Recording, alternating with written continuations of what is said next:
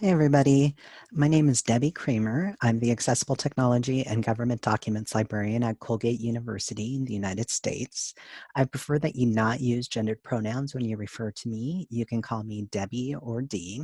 Today, I'm here on behalf of CLEAR's Digital Library Federation Committee on Equity and Inclusion, subgroup for the Inclusivity at the Forum, DLF Forum, to talk to you about creating accessible and interactive online presentations. I want to acknowledge that I am speaking to you from the unceded and traditional lands of the United People. This presentation is based on past work by Eleanor Dixon Cole, Chelsea Juliet Rowell, Yasmin L. Shorish, and Carly Spina, who created the original guidelines and workshop in 2016 and 2017. It was updated for 2020 by me, Debbie Krahmer, Lydia Tang, Sarah Goldstein, Stephanie Rosen, Alex Wormer-Colin, and Amy Vecchione. During this presentation, I will be using the terms disabled or non-disabled, as well as a lot of identity-first language. I acknowledge that there is a difference in the ways that disability is described and discussed. As it pertains to person first, such as a person with a disability, versus identity first or disabled person language, it is important that it be acknowledged that society plays a heavy role in disabling people, while also avoiding the implication that disability is something that is inherently negative. However, it is important to listen to disabled people when deciding which is appropriate to use in individual contexts. I'd also like to take a moment to remind the viewers that we ask you to adhere to the DLF Code of Conduct when interacting with this presentation and in asking questions. Obviously, we can't cover every possible topic in a single presentation. Questions can be directed to the DLF team at forum@diglib.org or forum@diglib.org.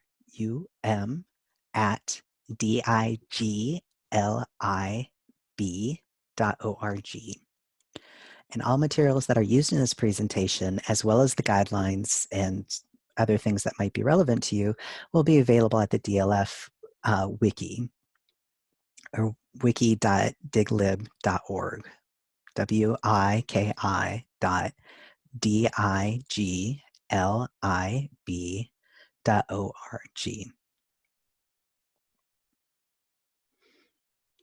The purpose of this presentation is to give you some concrete examples and guidance on creating an accessible online presentation, as well as some hints on creating an interactive online presentation.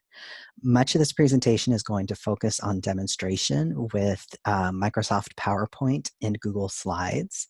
Some of the things that I'm going to cover is just general good practice for doing presentations, but the overall focus is going to be on making your presentation accessible. This presentation should be used in combination with the more comprehensive guidelines and resources available on the DLF Wiki, which is, again, wiki.diglib.org or wiki.diglib.org. Or you can also go directly to the short URL of https://bit.ly to capital Z, capital J, 8, capital G, capital Q, capital Y. I want to be clear that accessible does not have to equal boring. You can be creative and exciting and interactive and keep your work accessible.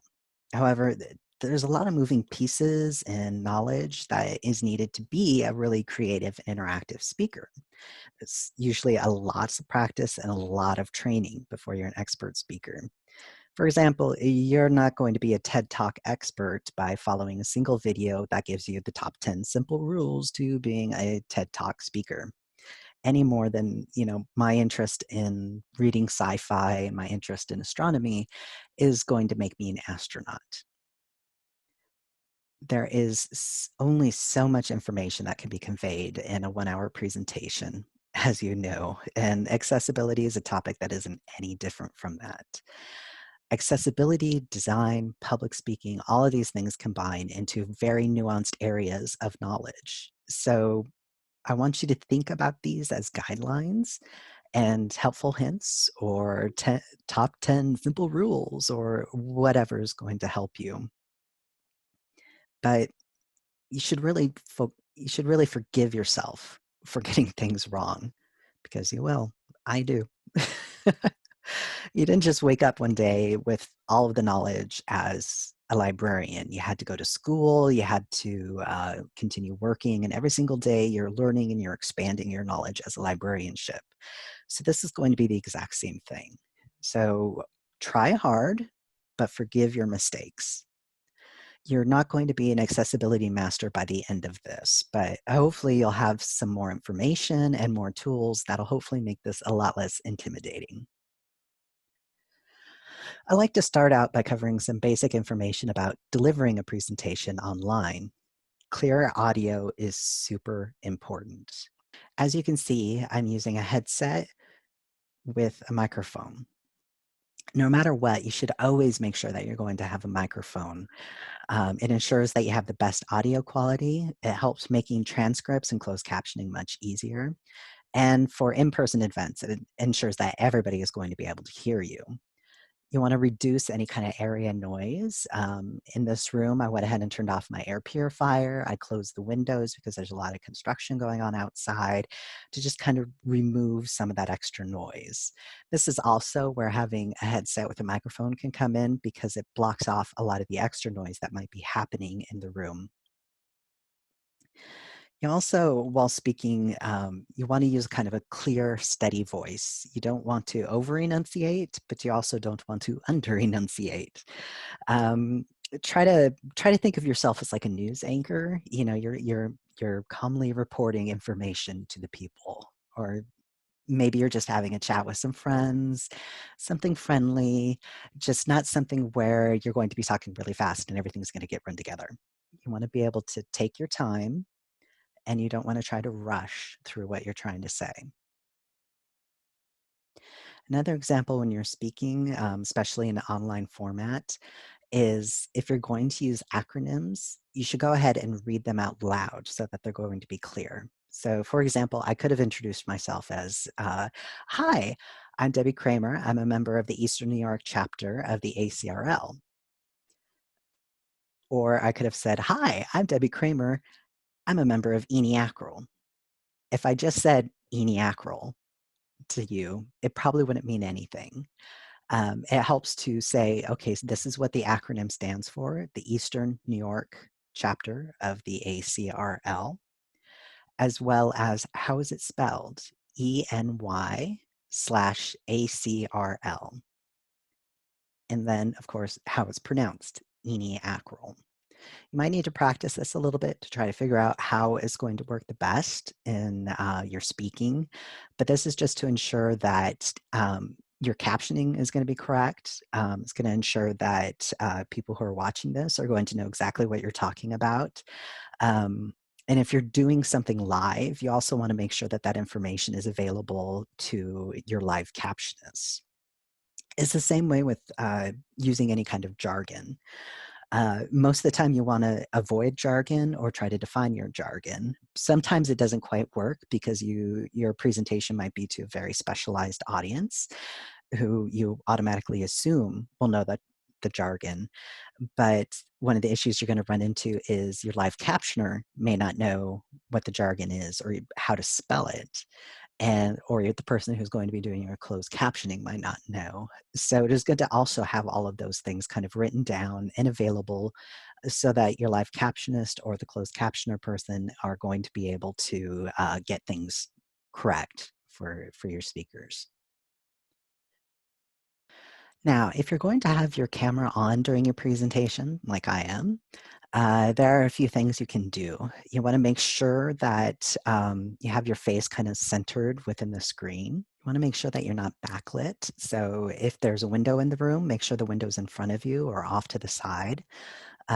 This way, if you are backlit, it makes it really hard for anybody to see your face, to try to read your lips, to read your expressions as you're doing your presentation. If you're going to have your video on throughout your presentation, especially if you're doing something that's pre-recorded, you can set it up so that your display is side by side. Or you can also design your slides so that there's a small space on your slide where you're not going to have any important information. So this particular presentation was designed with the upper right-hand corner open so that that's where the little speaker view can be seen. Now, let's move into the design portion of this presentation. We're going to ask you to make your presentation materials available prior to the actual presentation time, including the slide deck in a PowerPoint or Google Slides format instead of a PDF.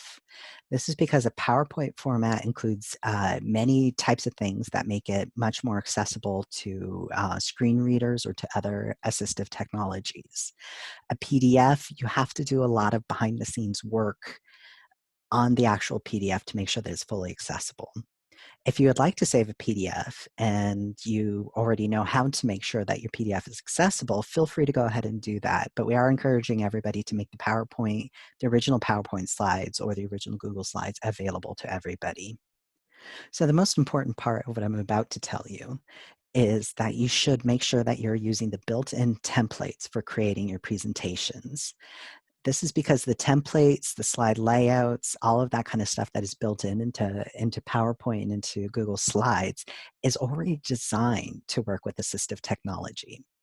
So when you create your own slides, such as using a blank slide and then drawing in your own text boxes or putting in the image on them without using the actual templates that support images or text, you're actually going to have to do a lot more work to the final PowerPoint slide to make it accessible.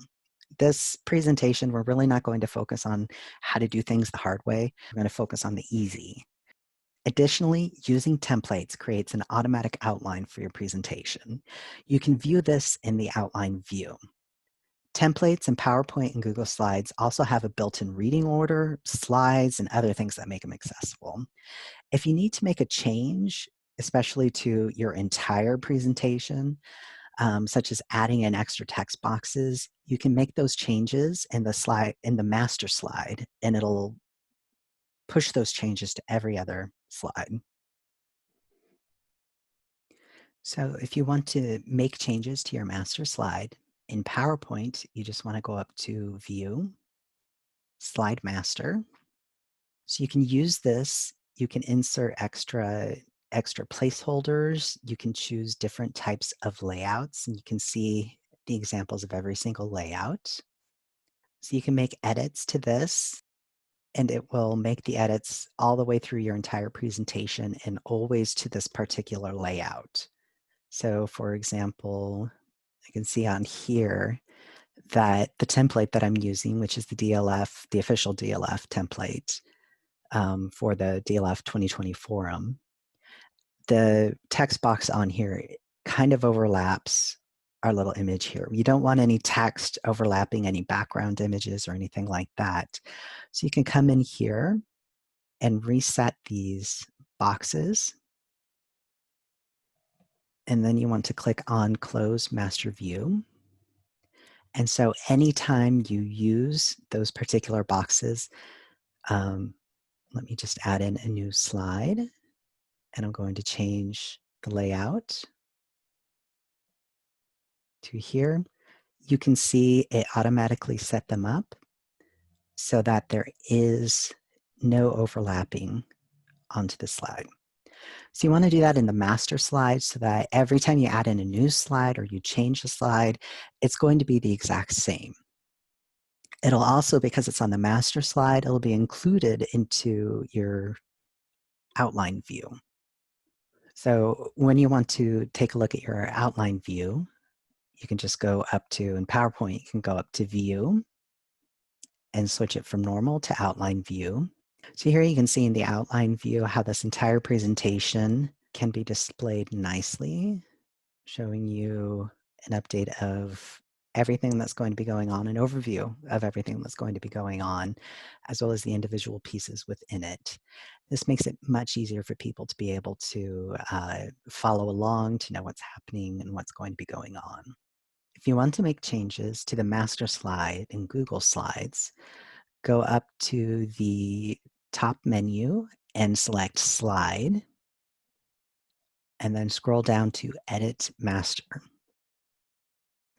Just like with PowerPoint, edit here, or you can add in extra text boxes or other things like that.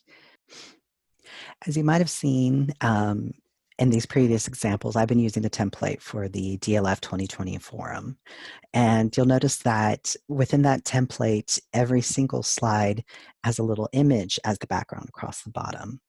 So this little image branding, it's really good because it automatically puts in a bit of a margin on your presentation slides so that you won't have any text laying over the background image, and so that the closed captioning after your presentation is recorded and closed captioning is put in, that also won't be covering up important parts of your presentation.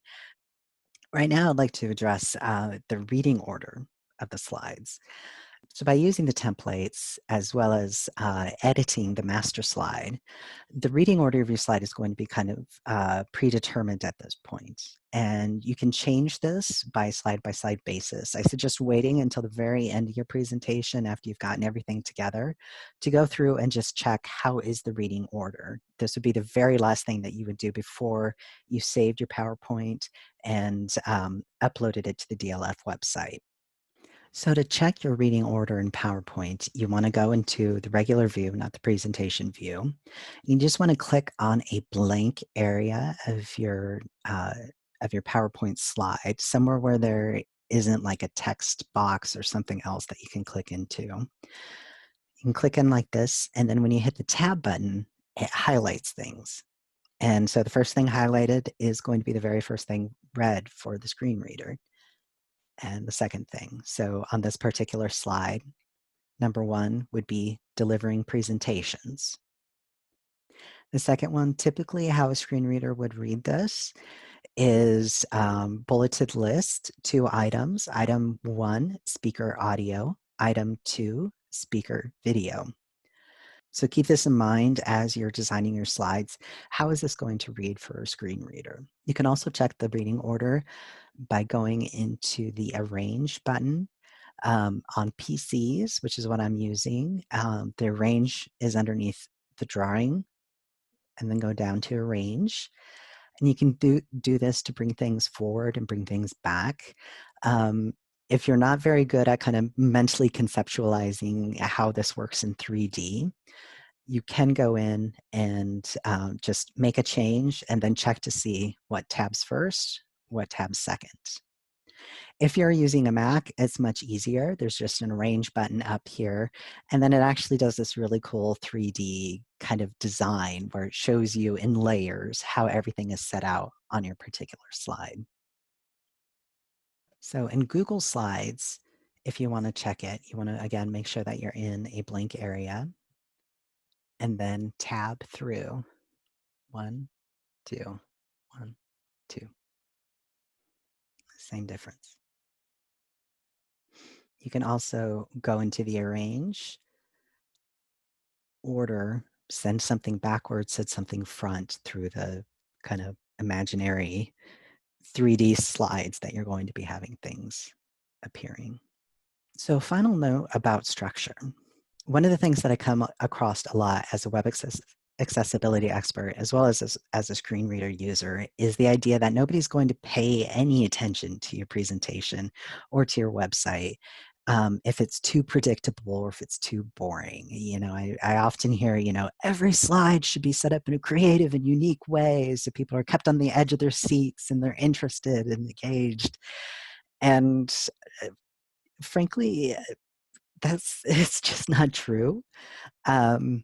First off, this is a conference or an event that people want to attend, and they want to get some information out of this conference. You can do some kind of like funky cool things and stuff like that. It's really great, but it's better to just communicate the information. And it's a lot harder to make something that's kind of funky cool, kind of chaotic, trying to make that accessible. Additionally, when you have a lot of these unpredictable elements, like maybe you have sideways text, or maybe you have a sudden animated GIF comes up, or different things sliding in from different areas on the thing, you're making it harder for your audience to follow along. This unpredictability can be really costly in terms of cognitive processing. People are going to start getting frustrated. They're going to, if they have any difficulty seeing or hearing what's happening, maybe they're going to get anxious or whatever. It takes away from them being able to fully participate in a presentation, to completely engage with what you're saying and what you're trying to display. You want to make it predictable so that people are thinking about what you're saying, thinking about how your presentation goes together, and connecting that to their own thoughts, their own memories, their own ideas, so that they can actually focus on learning and interacting with you, as opposed to trying to figure out what's going to be happening next. This is an example of some things that you don't want to do. Maybe some things are coming in at different times. What's going on? Where am I going? Suddenly now I'm all the way over here. What the heck's happening? What's going to happen next? I have no idea. Oh my goodness. Now imagine every single slide is like this. People are going to be they're going to be entertained, true, but they're not going to be able to really focus on what you're saying, what you're trying to get across.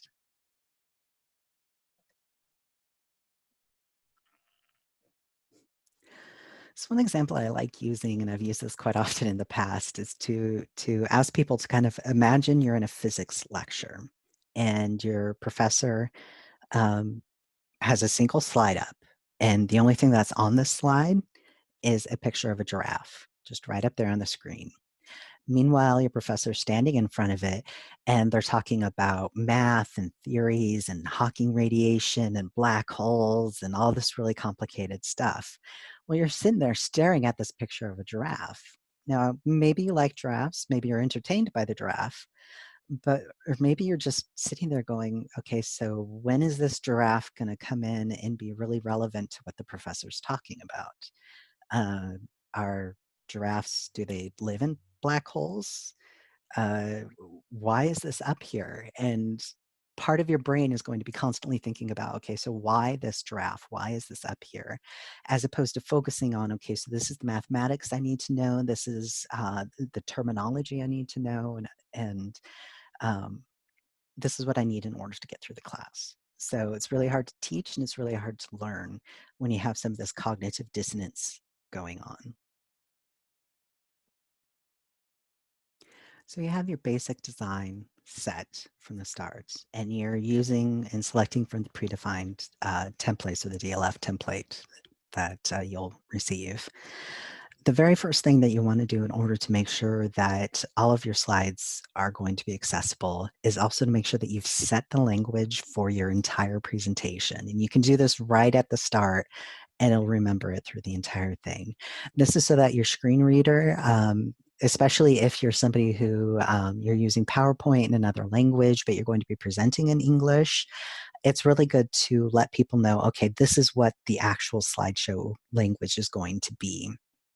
So to check language on PowerPoint for PC, you just want to go over to the Review tab, and you want to choose language from the language setting and check language preferences. Um, for example, it might say English, it might say Chinese, it might say however many languages that you have installed on your computer, and you want to make sure that is selected the correct match. To set the language in Google Slides, you want to go up to the File in the menu and scroll all the way down towards the bottom to where it says Language, and then select the correct language for your particular presentation. So after you've set the language, you want to make sure that all of your slides are using at least 28 point minimum font size, as well as use a sans serif font. Uh, this makes it much more readable to the maximum amount of people.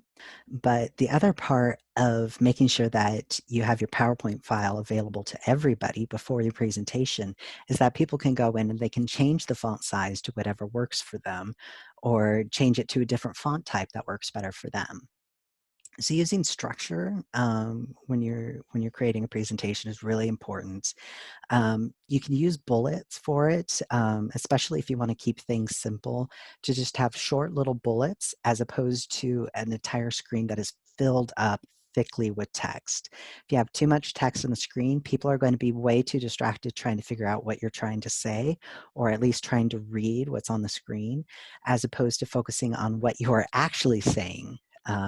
So try to think of your slide, especially bullet points on your slide, as just kind of like a little bit of an outline, enough to give people enough information or to be able to see how complicated words or acronyms are spelt, um, as well as just kind of giving them a touch point, but not something that's going to distract them from what they're supposed to be reading.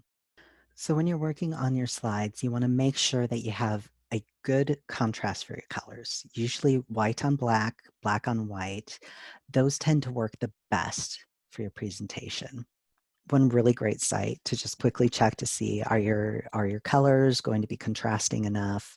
You can go to contrastchecker.com, contrastchecker.com, to see how your color contrast is going to be working.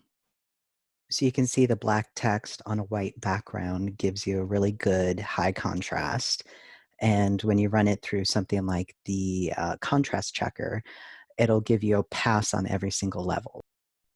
However, you can get creative. You can play around with it, and if you're using any of the templates that we made available for the DLF Forum, you should use a black text or some kind of really dark text for that white background. There's a couple of ways this can go wrong. You can have something that passes the contrast checker and still be really awful. A really good way of demonstrating this is this particular slide. I've had a lot of people say, when I've shown them a slide similar to this, that it seems easy to read at the beginning, but after a while of staring at it, their eyes really start to hurt. And I apologize for bringing this up here. Some color combinations are really awful. For example, red and green together, or red and blue. These can make it really difficult to see. Red and green and blue all tend to be kind of really active colors, and they seem to kind of like visually vibrate. So while this particular slide actually passes the contrast checker, it isn't very easy to read. It's really important to get across the fact that you can do contrast technically right, but also have it not work out in the end.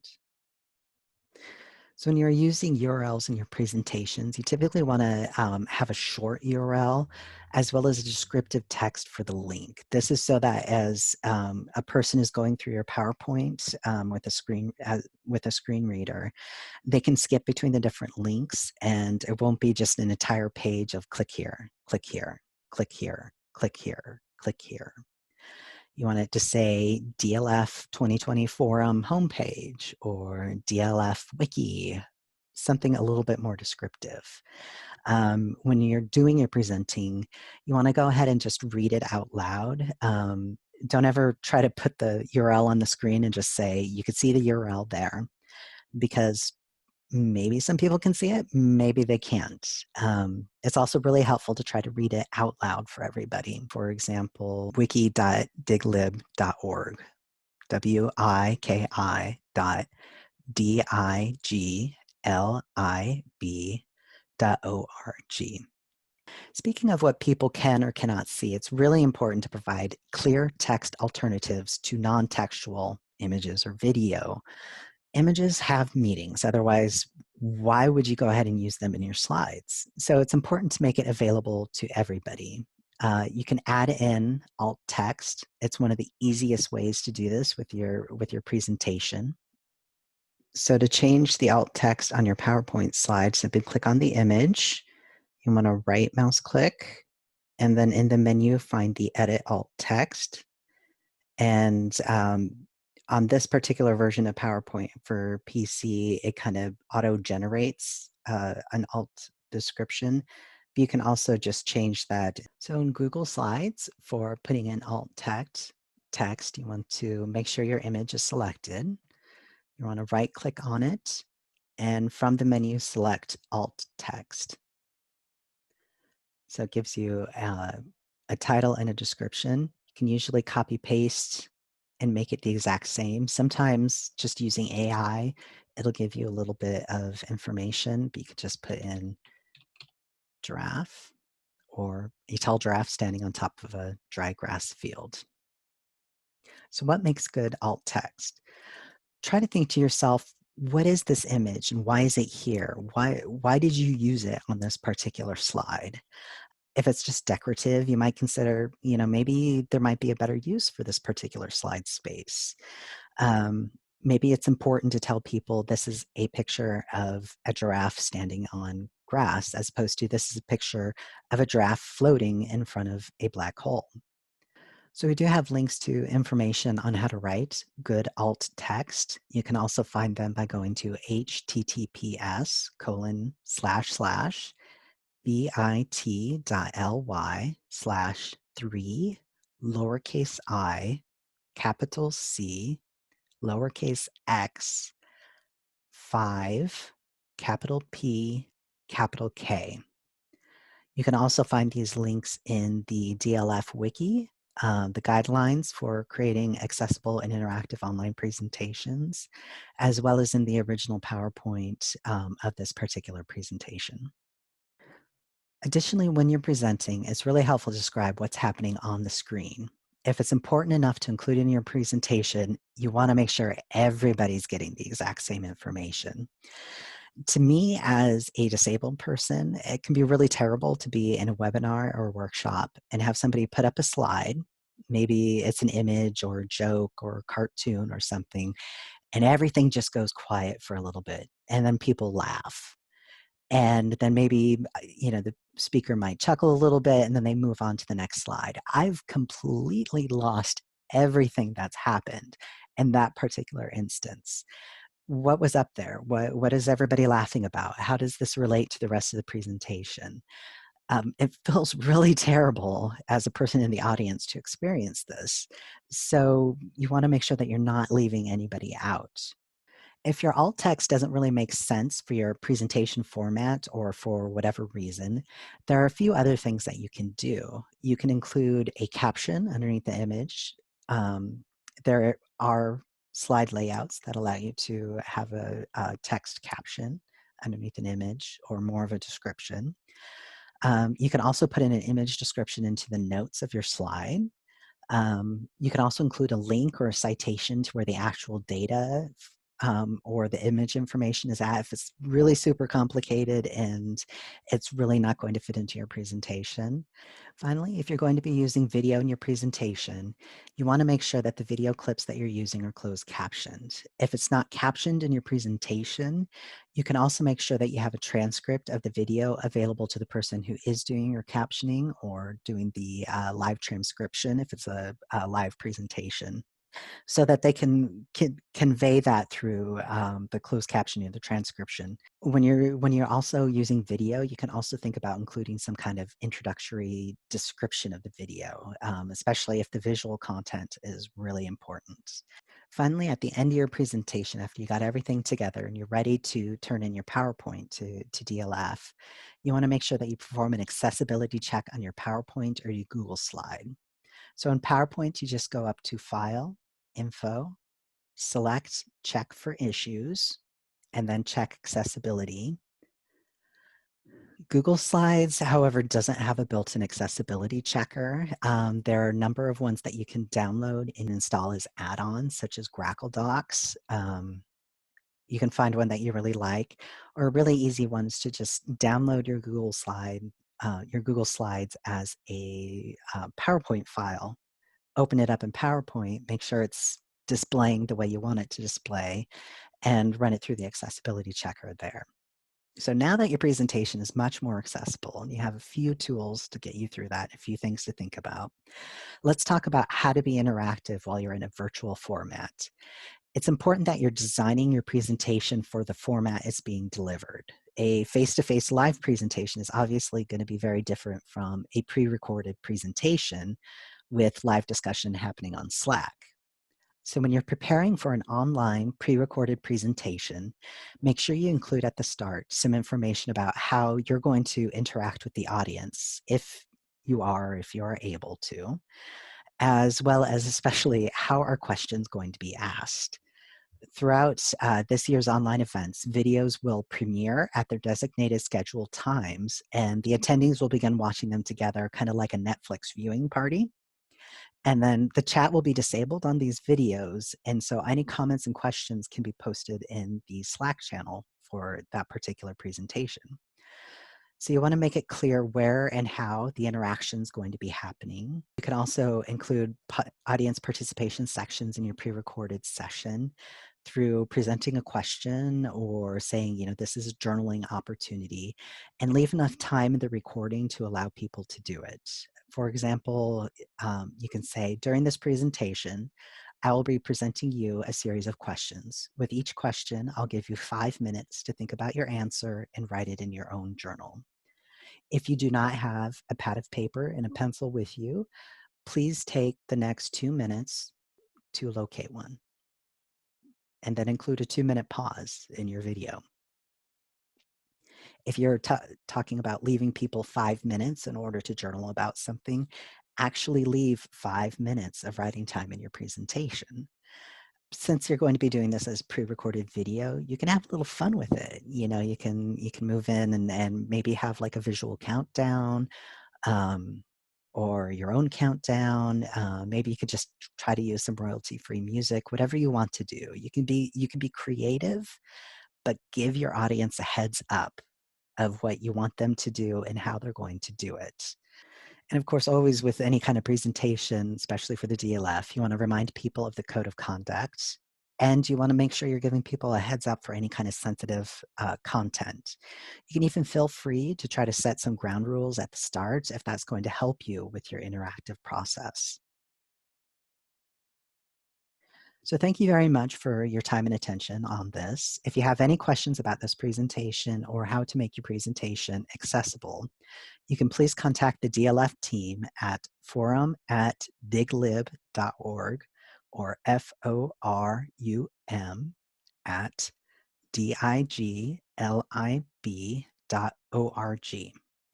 These materials are available online at the DLF Wiki, or you can go to the short URL of https://bit.ly/2 capital Z capital J 8 capital G capital Q capital Y. Thank you very much for watching.